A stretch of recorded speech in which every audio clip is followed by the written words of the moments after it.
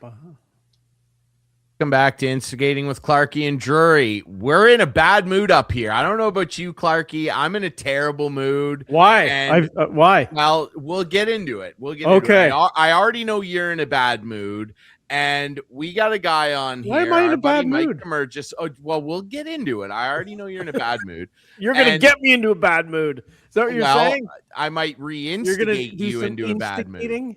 Right? Okay. And then we've got our buddy Mike Damergis, huge He's got to be in a and bad host mood. of The Bronx is Burning, and of course, madsports.com.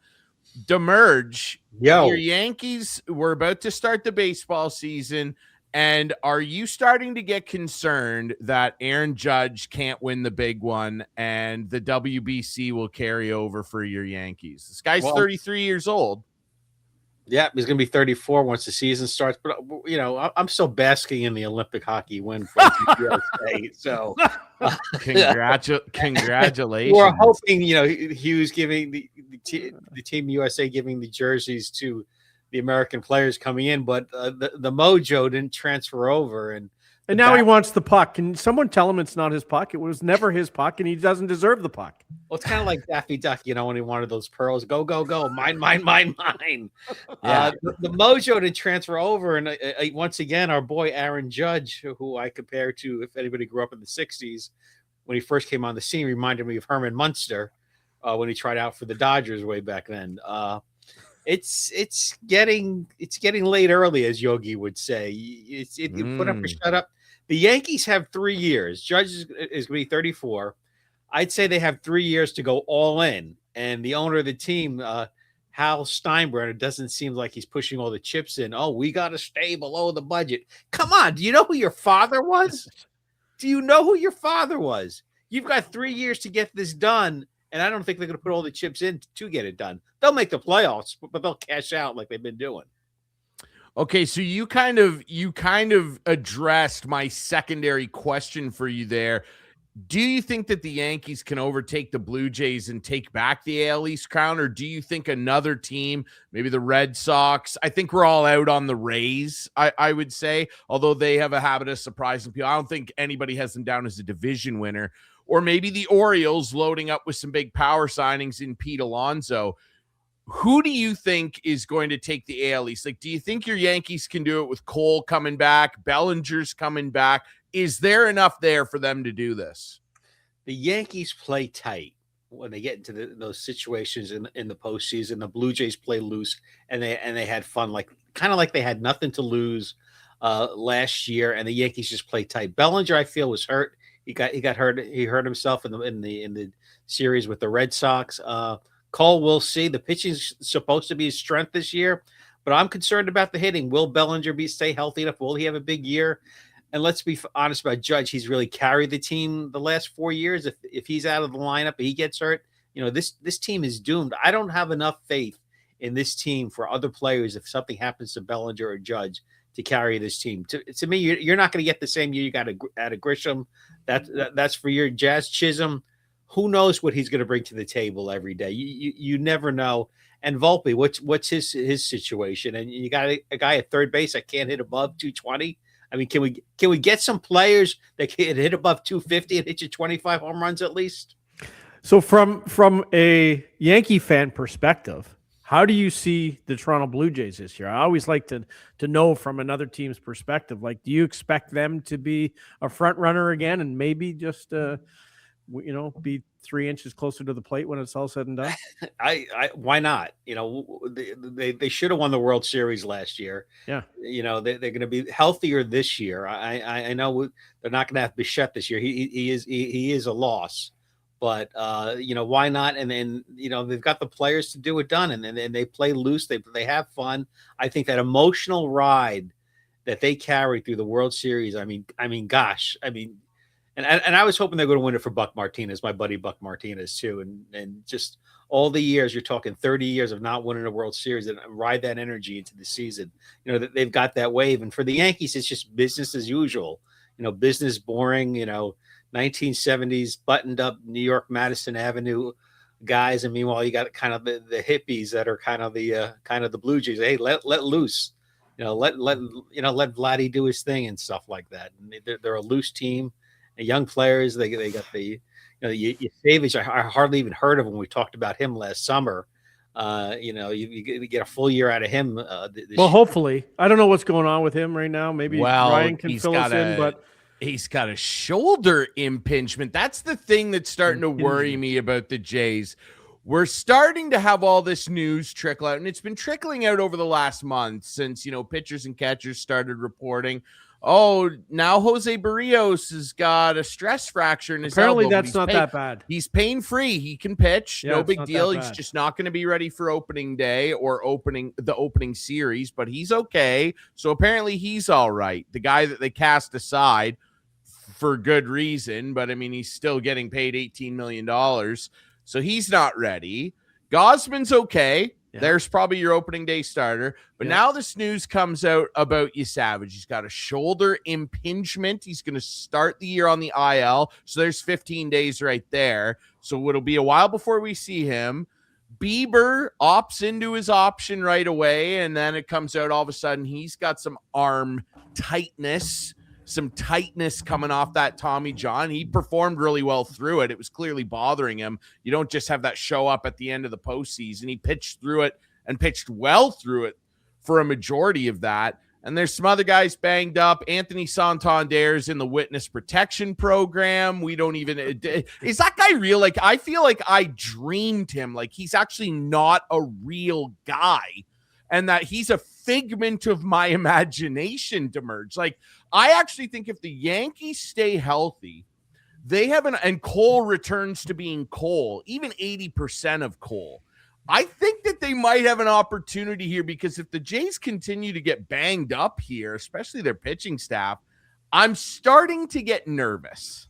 It's a long season. All these guys are going to have some injuries along the line. You're not going to get the days of 32 or 36 starts. You're lucky if your starters give you 25 to 28 starts and you spread it out over a period.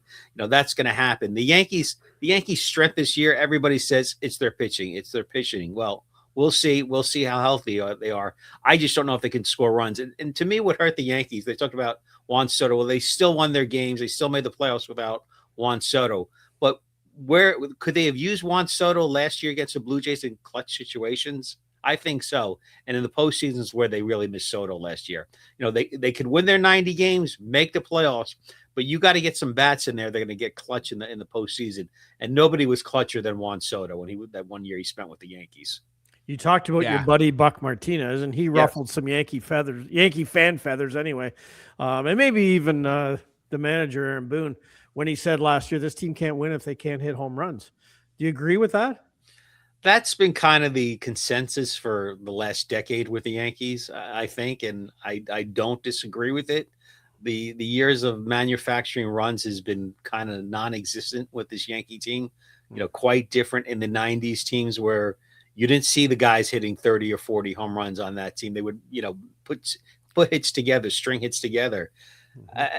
Who's the table setter on this team? Is going to be Volpe. They tried Torres, back then, and I was so happy when they didn't re-sign Gleyber Torres. I was like, please leave town. I'll buy your ticket out. I'll buy your plane ticket out. Mm-hmm. Is Jazz Chisholm going to be the guy? I don't know who the guy is that's going to set the table. And if that's the case, how many times last year did we see the Yankees where the number 2 hitter made it out and Judge was left on deck? I'd move Aaron Judge back to batting second in the Yankee lineup to get more of a threat there. This way, you come the 9th inning, Aaron Judge isn't sitting on deck when the last out is being made. I think that's an important thing to move him back up to second. There's a lot of concern, too, around Giancarlo Stanton, who obviously... my elbows. I can't open a bag of chips. I can't. That was wild stuff, dude. He's like, I can't open a jar of pickles. I can't open potato chips with my girlfriend when we're trying to watch Netflix. Like, that, what a whole thing that was. And it, as much as we're kind of having a chuckle at that, like, this is a serious thing for this guy who continues to deteriorate and sit out for long periods of time with injuries. Like, when he's healthy, he's the guy you're talking about. Like, when he's healthy, he is of a certain vintage of mash 'em up hitters that are kind of starting to fade a little bit. He's like an old school guy, and when he's in there, he really makes an impact. And it's kind of sad to see him breaking down like this, because him and Judge hitting either ahead or behind the other one is a really potent duo, but you just can't rely on this guy playing probably more than 90 games. I'd say it'd be a max out of Stanton, the way he's, kind of falling apart, which is sad to see. And he's not very far away from 500 home runs. Like, even if he doesn't hit 500, Damergis, would you put him in the Hall of Fame? I think I might. Well, let's address the issue. If Major League Baseball is the NBA, he's the perfect guy for load management. If I'm the Yankees, I almost play him a couple of times a week and just really, start plugging him in there in August and September. He's a load management guy. He came in a lot thinner this year and less bulkier and hopefully not as muscular. So he does look thinner this year. But this is a guy that you only care about him come August, September, and October. And to take away that everyday grind and keep the pressure off of him and try and keep him healthy, because he is that old school masher. He is that bash guy, like the Bash brothers. And he rips the ball. He puts the fear of God into pitchers. But I never like the idea of batting them consecutive, 3 and 4 or 2 and 3, whatever you have, because both Judge and Giancarlo have holes in those swings, so you don't want to put Bellinger in between them or a lefty, whoever wants to take that spot as a next lefty power hitter in there. Is he a Hall of Famer? Well, off the top of your head, what's the Giancarlo Stanton real moment in the postseason or even the regular season? Does he have that colossal moment? Does he have a Reggie Jackson moment? Does he have an Albert Pujols moment? Does he have the aggressiveness of Johnny Bench and the Pete Rose, the Big Red Machine of the days? Does he have a Joe Carter moment? All those stuff you have to think about. And no, I don't think he does. And I think the last years of him playing, particularly not in the field and just not playing consistently, has hurt him drastically. But you look at who's going in the Hall of Fame. Look at they're letting everybody in the Hall of Fame these days. The level has tailed off greatly on who's gone into the Hall of Fame, I think, over the last few years. I certainly wouldn't. I certainly don't think I'd have him as a first ballot guy, even if he hits 500. I do think he can squeeze in there, though. I mean, I guess his standout moment would probably be, and I mean, this would be, a detriment against him simply for having played in Miami, is that All-Star game where he was in the swing off and he was just blasting home runs in that stadium. And people were like, look at the effortless power. Like, that's probably his standout moment that a lot of people remember. I think that his power consistency will eventually help him get in, but it might take him a little bit. I certainly wouldn't be at the front of the line trying to push him into the Hall. I want to ask you just your thoughts quickly on Venezuela winning the WBC. I mean, they had never gotten past the semifinal before. That was the furthest they'd come. They got put out by Korea in 2009. And now all of a sudden we're standing there with Venezuela on top of the baseball world. What did you think of the way that ended? And your boy Aaron Judge 0 for 4 at the plate with 3 strikeouts. I'm surprised Donald Trump didn't have the ICE officials outside the stadium. He allowed Venezuela to win. Yeah, a great moment for their country, great moment for their people. You could see the importance of every pitch. And, my concern, if I was a team owner and you saw it with the starting pitchers, the stress of the spring training for pitchers this early on and what kind of effect that's going to have with the players later on, particularly the pitchers. Great moment. It's a great moment for the sport. I love the enthusiasm of the Latino teams, and they brought the excitement to it. And it's just great baseball. The short tournaments bring so much energy to the game. I think it's great. I just don't think he's being played in the right time of the year. There's talk about it being played in the summertime during a week-long All-Star break. And I think that would be a better plan. And do we need all these teams in the tournament? I mean, do we need a team from Great Britain there, really? Probably not. Yeah, they could shrink the field. I actually like that because they're going to do it every 4 years, a quadrennial event or however you say that. I think that would be a great idea. Like, you would have to convince owners to, wipe out an All-Star week. I mean, is the All-Star week in any sport that important? I would argue no. And a signature event like this is an incredible thing to have. I would fully support moving it into the middle of the summer and just getting rid of the All-Star week. Yeah, incredible stuff for Venezuela. You know, Daniel Palencia, he was in tears before he threw the final pitch. Like, it was crazy to watch him on the mound, how emotional he was. And, you know, it's great to see. And I mean, hopefully it helps continue to build the popularity of the sport.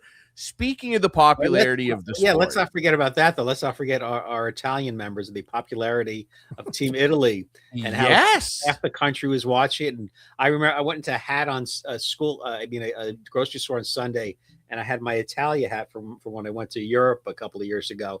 And the lady, like a 60-year-old lady behind the counter, just goes to me, "You going to watch the game tonight?" I said, "I am. I'm not Italian, but I'm going to watch the game tonight. My fiance is Italian, so I'll make sure I watch it." And it just touched so many people, that people you'd never expect that would be into baseball. I mean, and that's the great aspect of the tournament. 100%. Italy was kind of the darlings of the tournament. It was an incredible thing for them in the country. I mean, you know, really a soccer, or pardon me to my European friends, a football nation. Mm-hmm. Okay, Forza. They're not even going to be in the World Cup, are they? Well, they have a chance, I guess. It's dicey for them, boy. Italy. Baseball might be their sport now. They might have to transition, dude. That's right. It's not looking good for the Italian national team.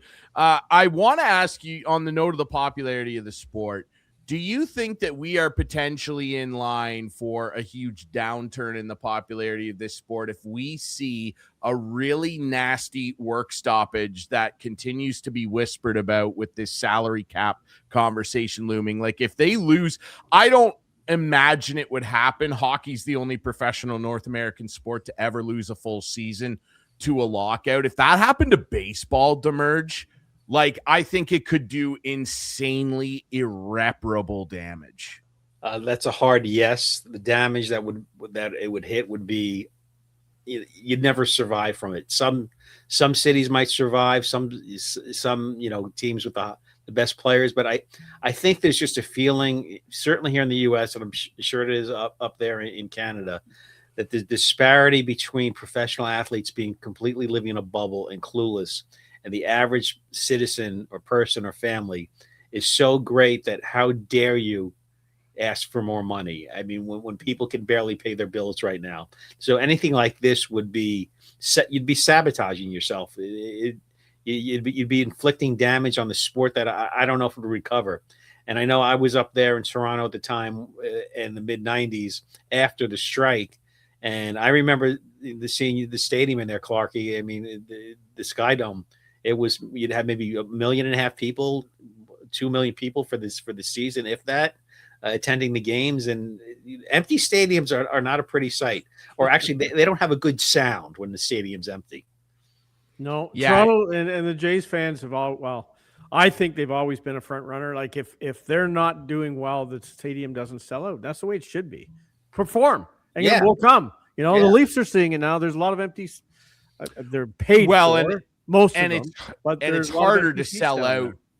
Yeah, and it's harder to sell the dome out, obviously, sure. Right? And there's so many more games. Like, that's worth saying. But I understand your point at the same time. Like, I'm looking at this, and you know, for years we've heard, and of course everybody's now that pays attention to the sport familiar with Bryce Harper's now infamous quote to Rob Manfred allegedly in the Phillies locker room when Manfred brought up a salary cap and Bryce Harper told him where to go, I guess, and all that. Like, I just feel like once you start hearing the whispers about salary cap, it's coming, whether these players like it or not, because at the end of the day, they are not in control.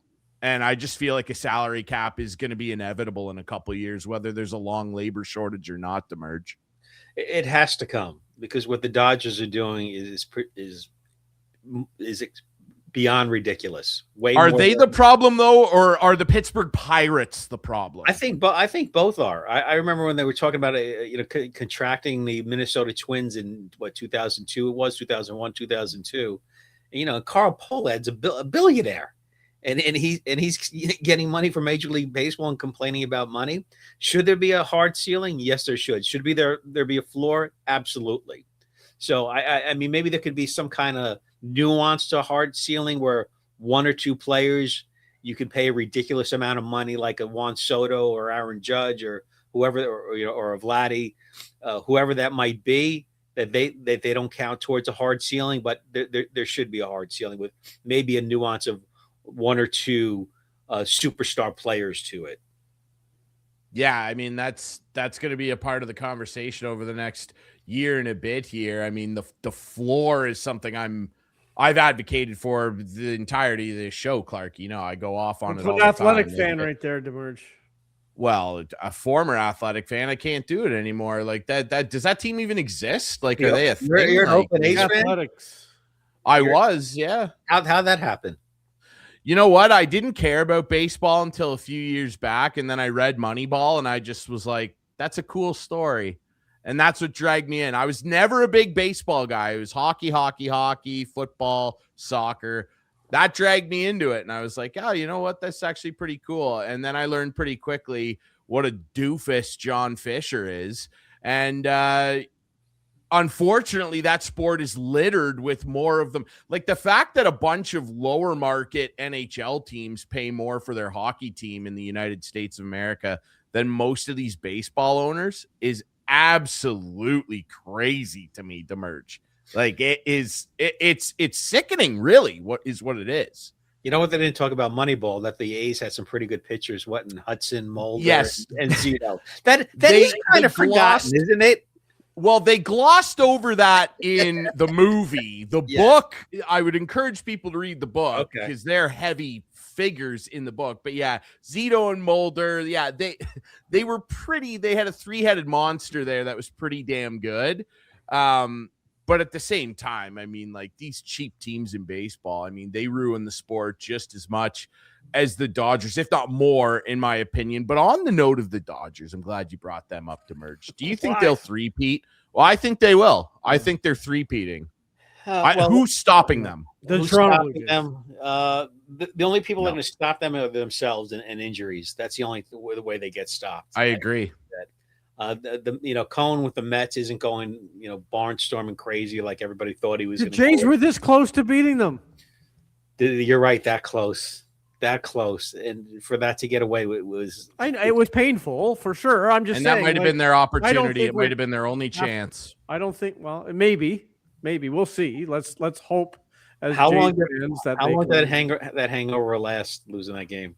Well, it's still. Oh, it's ongoing. It's ongoing. Yeah, it'll pick him out of the box. That Tim Hortons coffee just doesn't taste as good, right?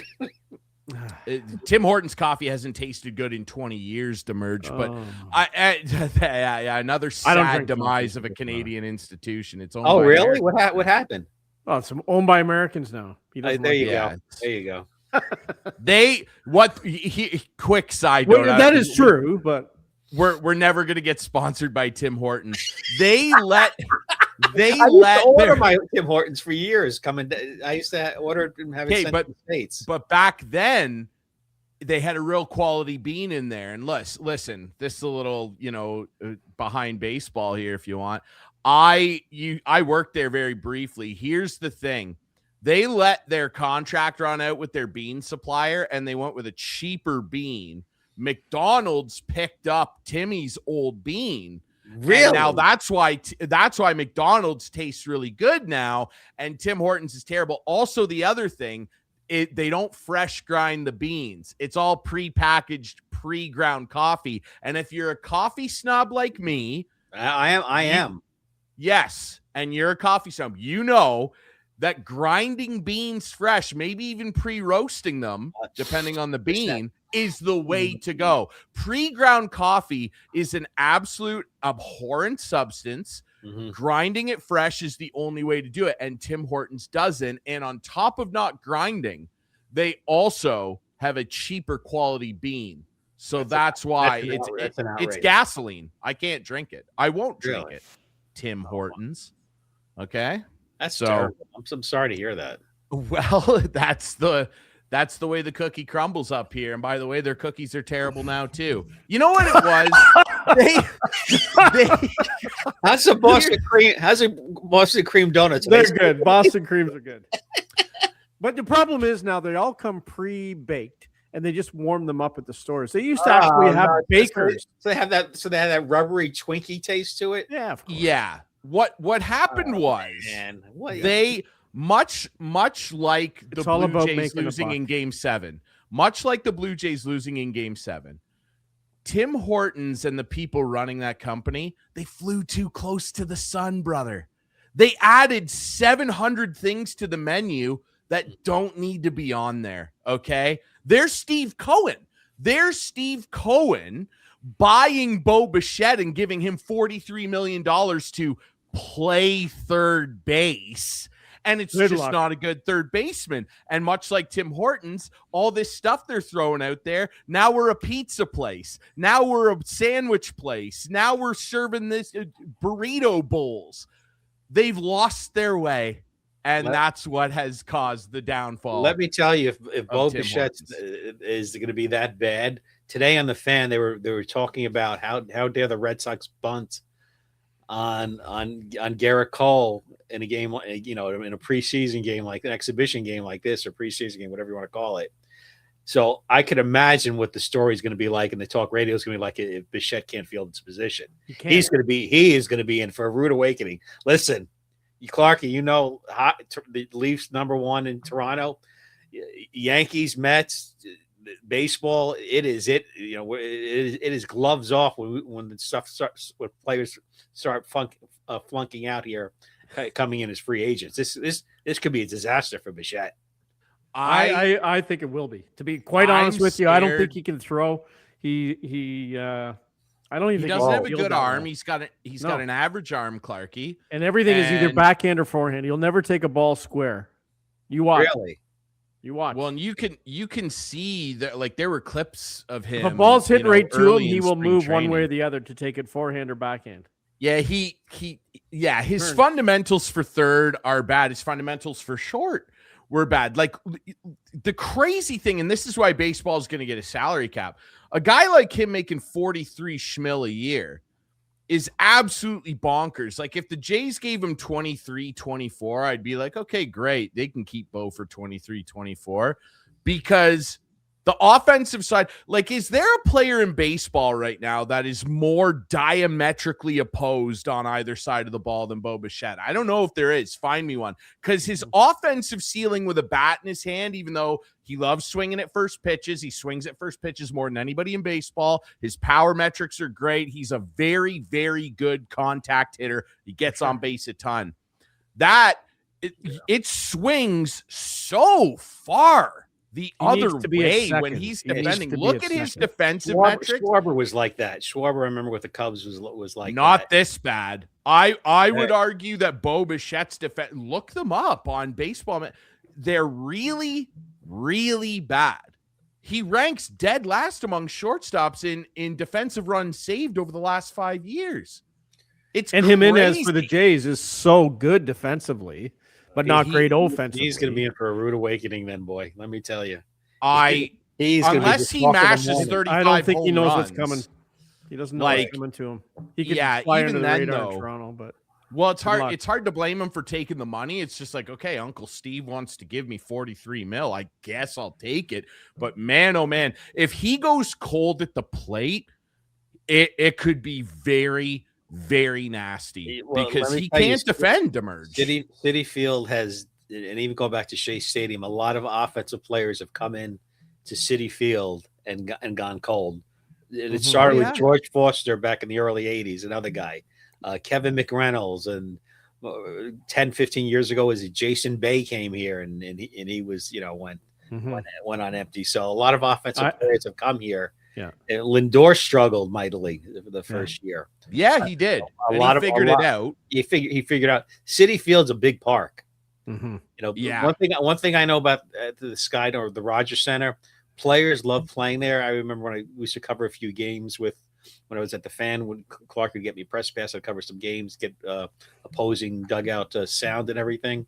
And I know the offensive play, the hitters love the background in the Rogers Center. They loved hitting there. They could see the ball very well.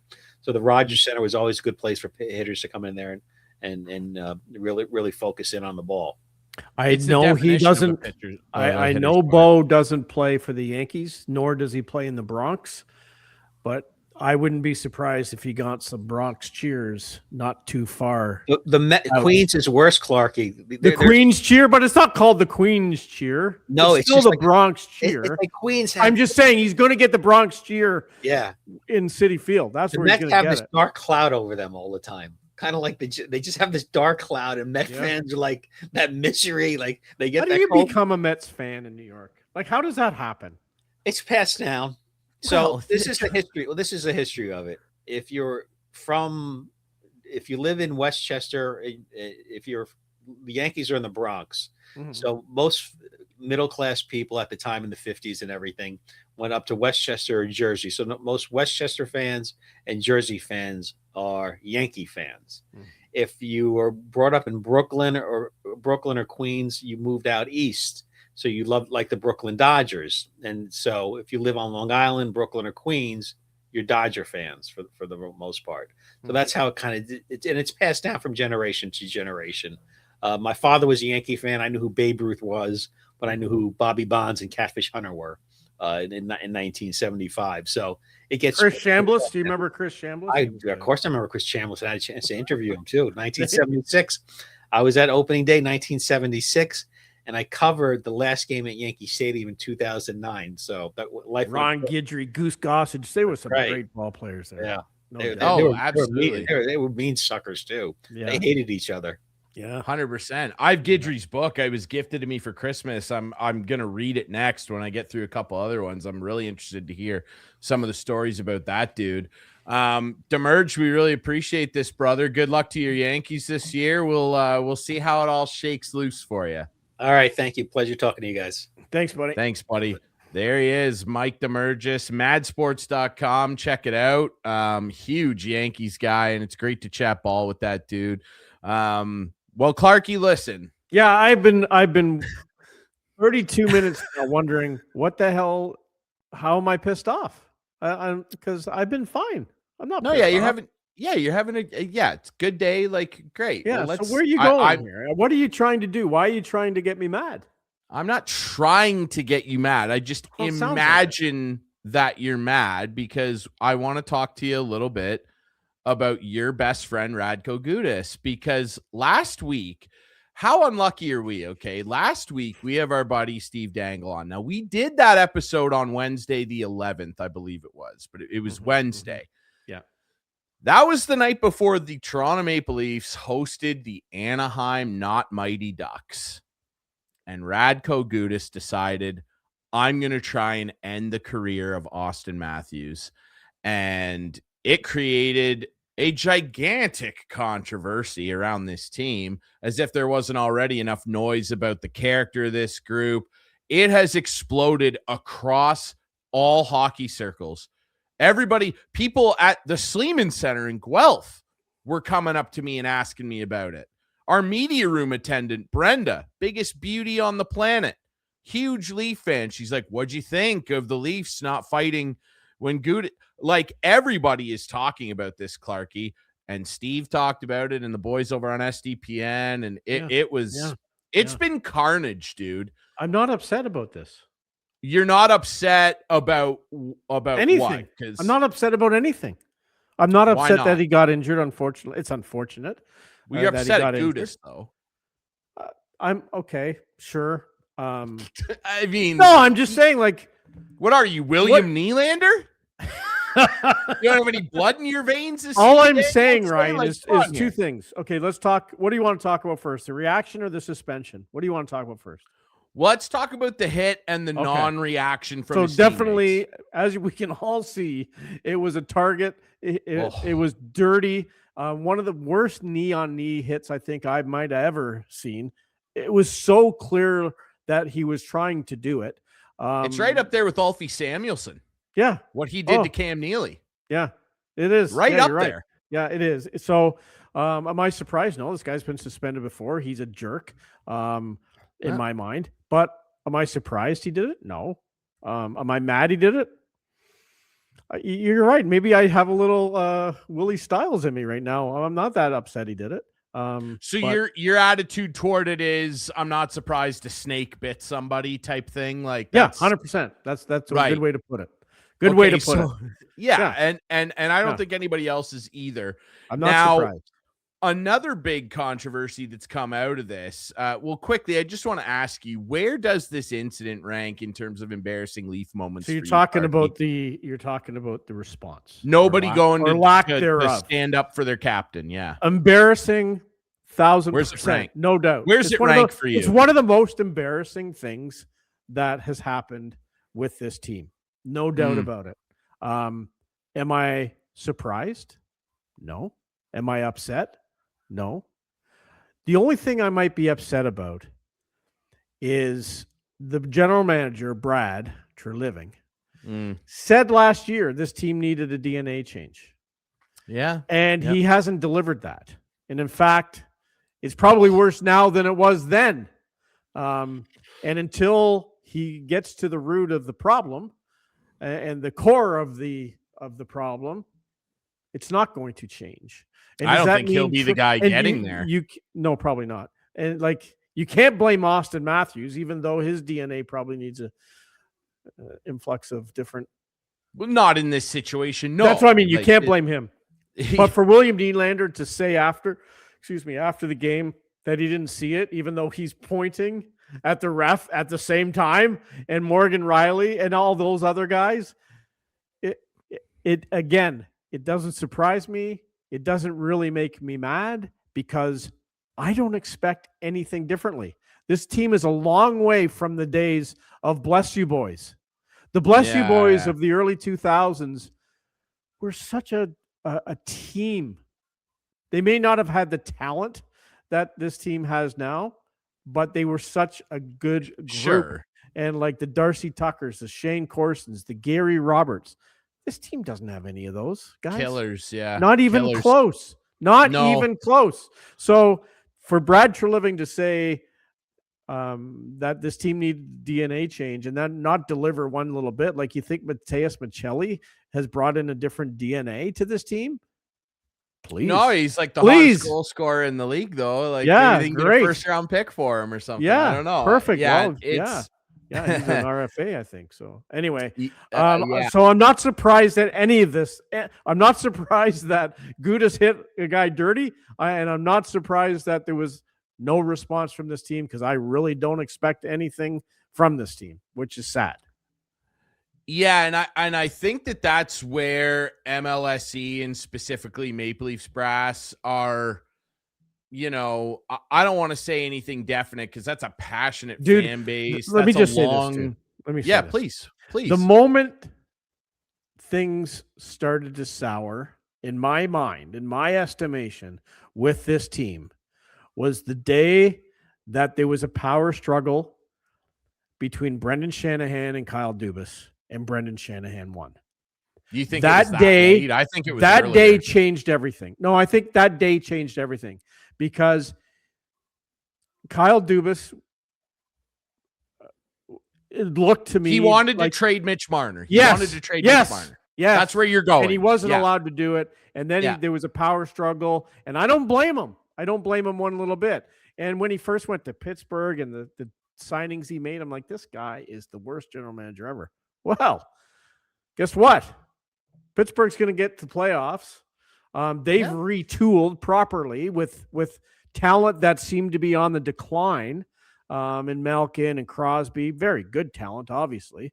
But he's retooled this team. He's retooled it, and he could be GM of the year. He very well could. He could be. So I just go back to that day, and I think I don't know Brendan Shanahan. I've played hockey against Brendan Shanahan. He's taken shots at me, like in net. Like he doesn't like taking an actual shot. Yeah, he took some shots at me. He was a good guy, but I have heard things about Brendan Shanahan from friends of mine who work for the Leafs, work for MLSE, that he was a micromanaging, hands-on, a little too guy involved. that not a lot of people like to work for. And it just. I blame him for everything. That's where I'm going with it. He's the blame, and that makes sense. And that makes sense. Unfortunately, none of those characteristics would have mattered if it had worked and they had won. Yeah, but they didn't. But they didn't because unfortunately he failed to realize soon enough that all 4 of the guys that he built this whole idea around, none of them were dogs. We've covered this. We've talked about it. We've been upset about it. We get it. You're right. And I think Kyle Dubas recognized that Mitch Marner is going to leave this team one day. We need to trade him. I would love to have been in the conference rooms when he had those discussions, because bet you, in hindsight, he was 1,000% correct. I'm sure there will be a book written about this. I hope so. Years time, because they're trending I listened to the audiobook. Yeah, you listen to the audio. Good. And it's something. Yeah. They're trending toward just absolutely wasting and setting fire to an era of immense skill and talent going nowhere for them, right? And your comments earlier about not caring, that's where, and again, to echo what I was going to say, I don't want to speak in definites because this is a passionate fan base. There's a long waiting list for season tickets, all that stuff.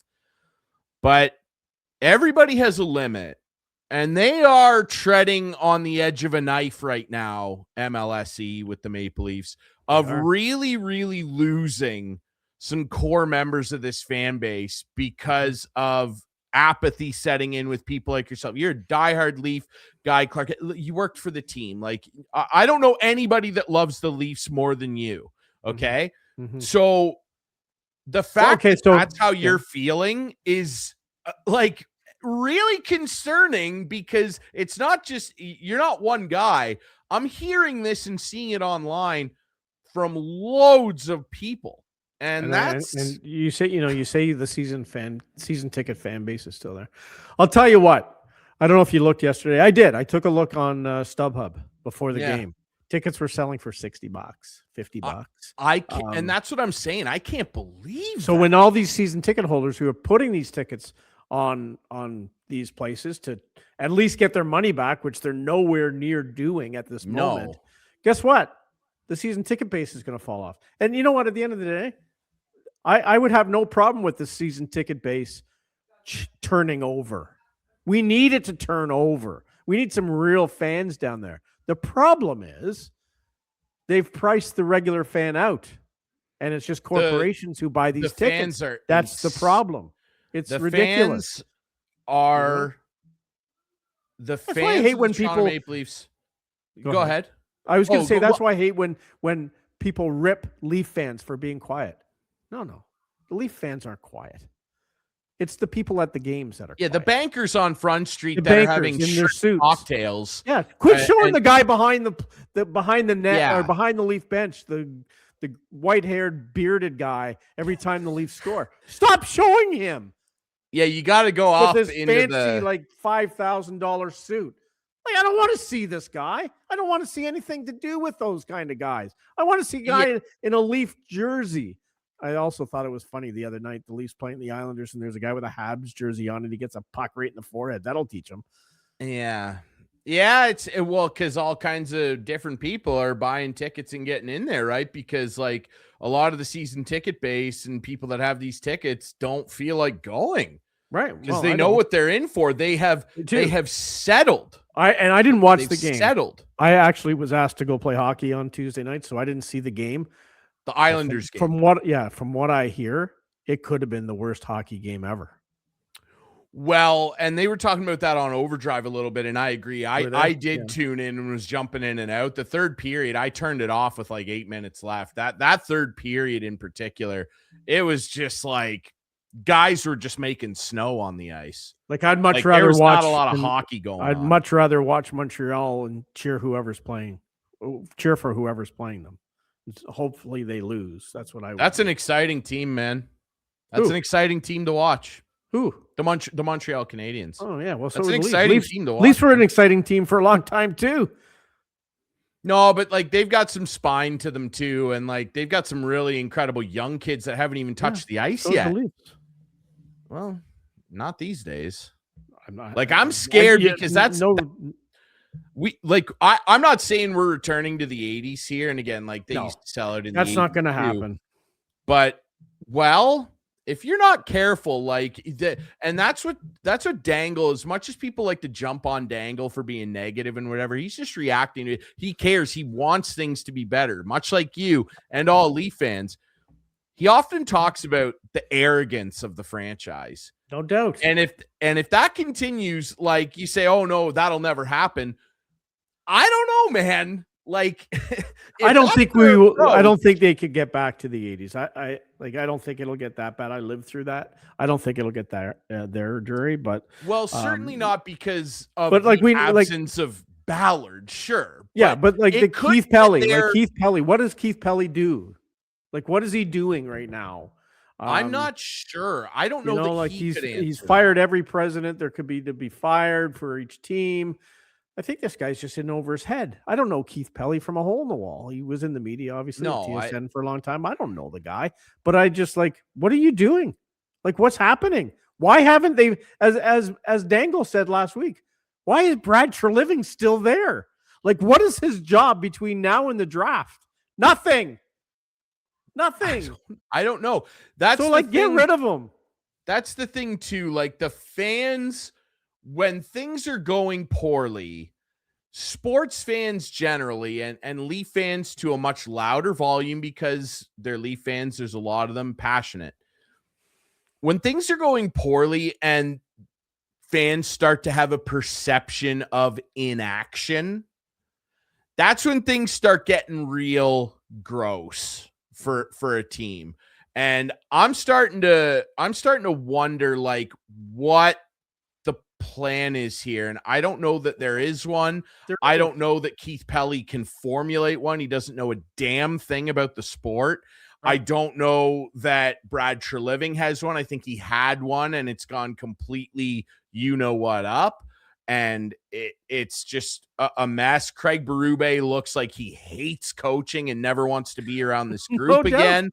I don't blame him because he doesn't have any warriors out there. I'll tell you one thing too, man. I would never want to be teammates with William Nylander. I think the kid's an incredibly talented player. I don't want that kid on my team. Don't want that kid as a teammate. And he's not a kid. He's like a few years younger than me. He's going to be 30 in the off. I don't want that guy on my team. After what I saw, and Morgan Riley at least came out and said, I should have done something that was on me, and now the Leafs are trying to fight everybody, right? But it's too little too late. When Nylander came out and said, oh, I didn't see it, and I didn't realize how serious it was till 15 seconds later or so, I was like, okay, you either think all of us are stupid or you actually don't have much going on up there. But every team has guys who, like even Stanley Cup champs have guys who won't get involved with that. The problem is to come out and lie about it. Hey, no doubt. No doubt it was ridiculous. I don't like it. That's not a hockey player to me. Am I mad? No, because that's what I expect from this guy. And I don't disagree that they got to move on from some guys. I don't disagree whatsoever.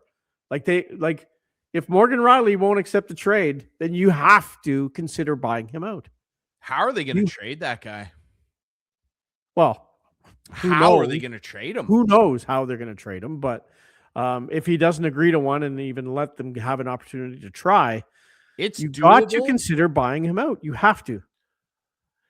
Yeah, the only issue with that is like who did the Minnesota Wild? They bought out two guys. Like Korea? Yeah. Was it Korea? I don't know. Anyway. No, it was Parise and Ryan Suter. Right. And look what they didn't. But they had to go through quite a bit of waiting to be able to spend money to do that, right? A little bit. And the issue now, if I recall that correctly, when they did that, those guys had 2 or 3 years left on their deal. I think Morgan's got 4 because it's when you buy it out, it stretches out. Where you're paying, I think 33% of the cap hit over double the length of the contract left. Right. So yeah, it's going to be a big hit. 6 years of like 2 or 3 million. Yeah. Well, he makes 7.5, so I'm bad at math. 33% of that. What are you looking at? 2.65 something. Yeah.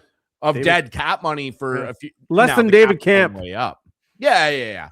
It I don't know, man. Like there's a lot on the plate here. And I don't know. The whole thing right now is disappointing.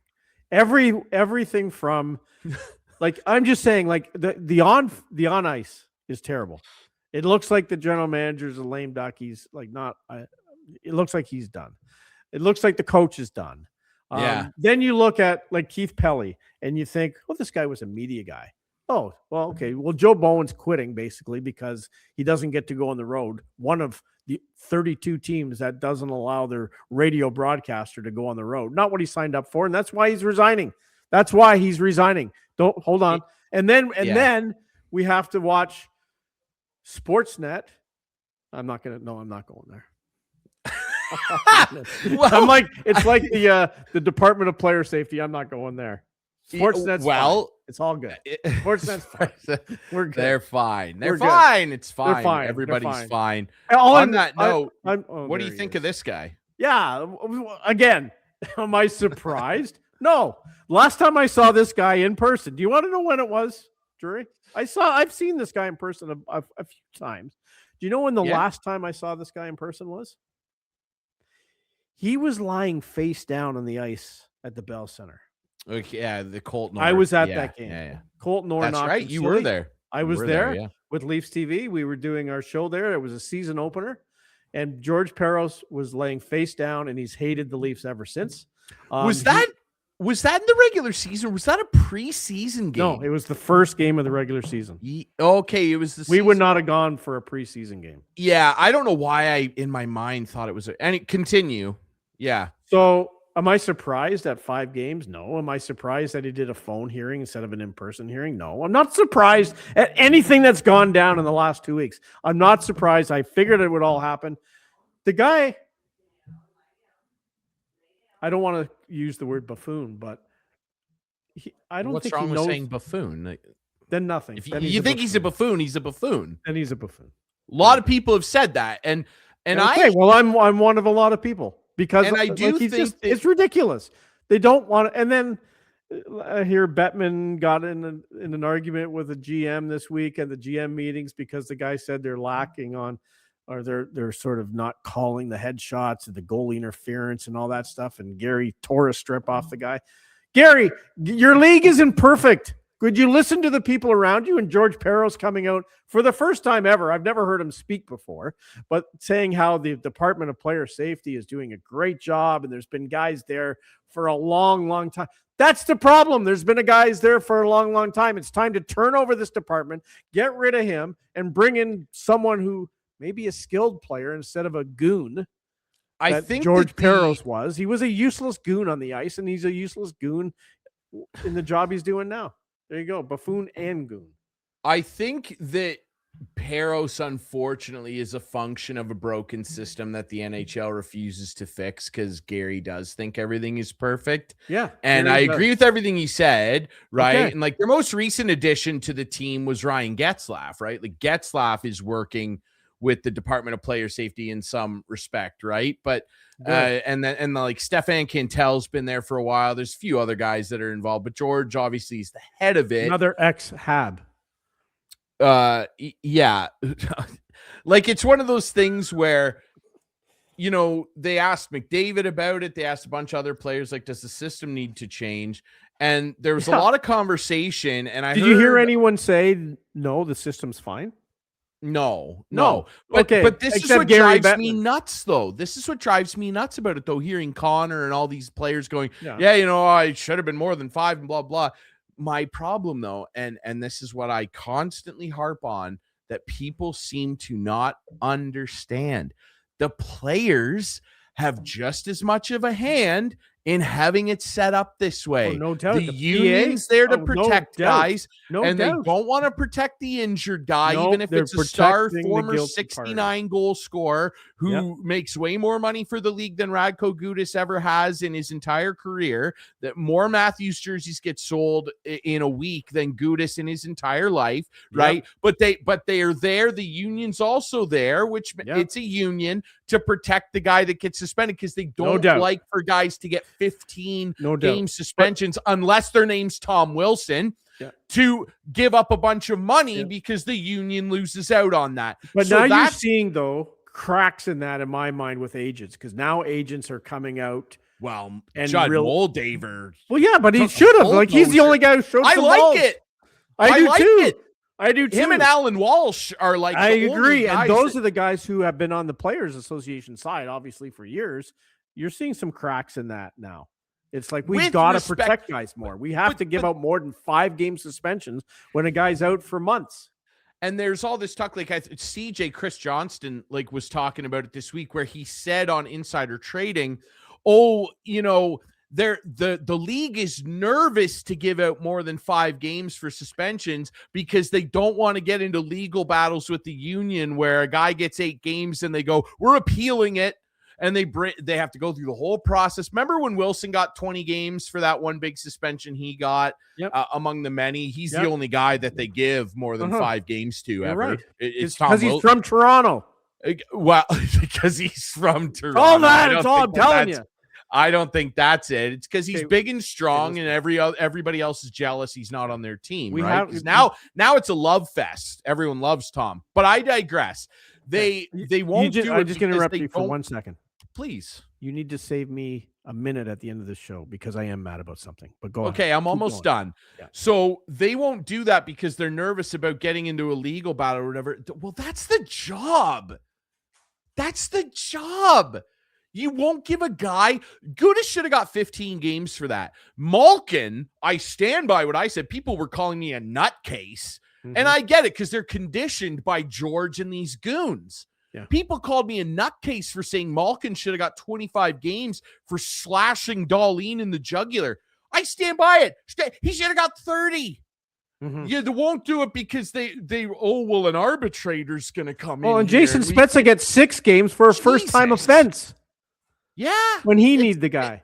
It's a Be honest. mess. I'm tired of it. Oh, we won't give a guy a big suspension because he Okay, man. Yeah, I know. I hate it. Go ahead, It's Clark. gone We got a backwards. couple minutes left. I'm done now. Okay, I didn't want a couple minutes because I didn't really want you to rebut this, but I have.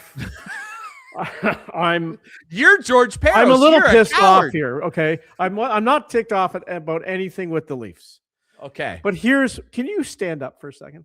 Are you able? I you am sta- standing. Or are you standing? I am Do standing. you stand for the entire show? Yes, all the I have a time? standing desk. You stand for I'm- this show. Yes. I never I'm knew that. standing. We've I done this stand- show for how long? I had no idea that you used to. Well, that you stand. The first couple years I didn't stand when we were doing the show, but since I've gotten the standing desk for a couple years now, Wow. Okay.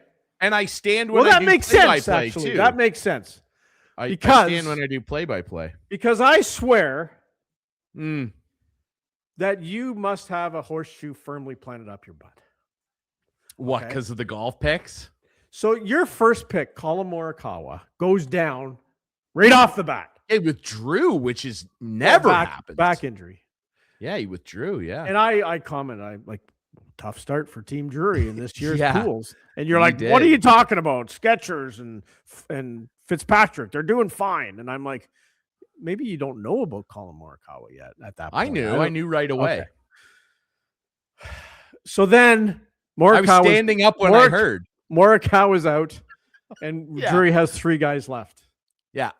Cam You Young, need 3 to make the cut. Matty Yep. Skechers, Fitzpatrick, Oh, and I felt terrible for him at the end. and there, he and Drury wins by like 20 strokes over Doigie and I. Yeah, I was 36 under because remember, I also had Cam Young who ended up snaking it out over Skechers. He won. And if you pick the winner, you get a bonus 3 strokes. And then I also had Tommy Fleetwood who was T8. So So now you know I- why I'm a little upset. crushed you guys. You did, but Crushed I you. also might say every pick that I did, except for Yeah. Jake Knapp and whatever, you They said didn't to make the me, cut. great pick. That's a great liked the pick. Minwoo Kim, Siwoo Lee, or whatever.